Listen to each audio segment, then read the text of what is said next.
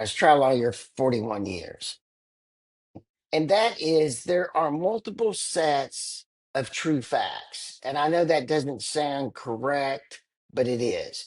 There's the facts that the public knows.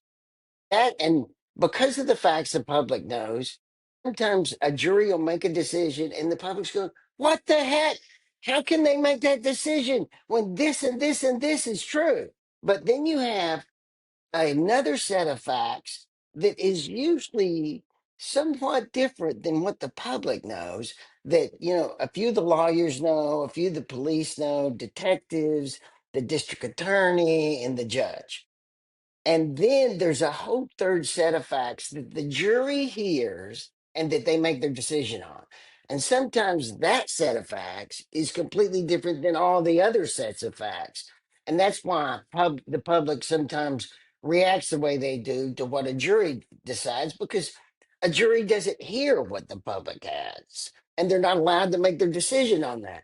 And so you have these three sets of facts and they conflict a lot of the time.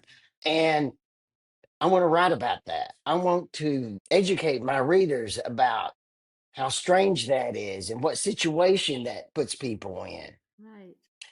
And I also, it, I talked to you about this, is there was a book called Dungeons of the Confederacy. It was a 1920s Pulitzer Prize winner. And in that book, I, there's this character that is so obtuse and repugnant, but you cannot forget this character. And when TV writers try to create a character like this is who they're thinking of.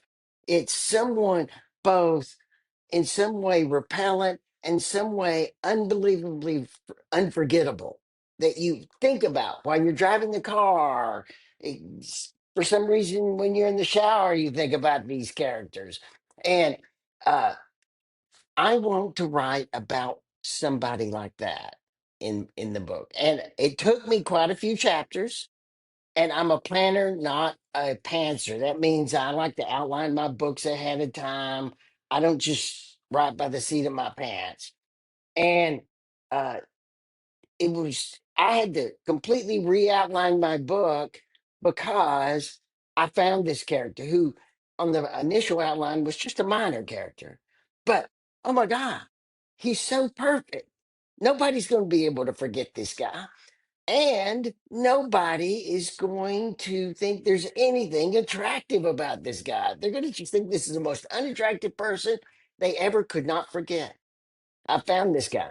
Of course, now I have to re-outline it again because of this epiphany I've had over the weekend. So It sounds good I can though. actually institute it better. Right. In my head, I'm picturing Dennis Nedry from Jurassic Park. Oh, exactly. And you don't know how close that guy is. In fact, until you said it, that hadn't occurred to me, but you couldn't believe how close that character is to the character in Dungeons and Confederacy written in the 20s. Yeah.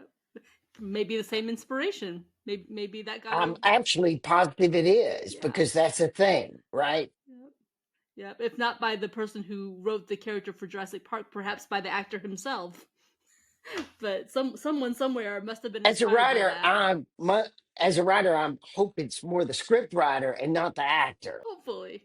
Though I could see where maybe it could be the actor, just given the types of roles he likes to play, that maybe. Yeah, because Newman is that same guy, right? Exactly. Newman is that same guy. Yeah, you Yeah. know, I mean, the writers actually put that repugnant part of the character in the writing because they always have Jerry saying, "Hello, Newman." Exactly. Exactly. So yeah, it could be a little bit of, both of those elements, It'd be interesting. It makes me wonder if he has a biography. I maybe should check out and see if he wrote anything. May have to look into that one. So What I would like to know is how much is the actor like that, or is he just a really good actor? I hope he's a really good And actor. that's what I want to find out. I hope that he's a good actor. I hate to think that anyone's not nice. I know that's not always the case, but I like to think best of people if possible. So I'm rooting for him You're to be like a my good wife. guy.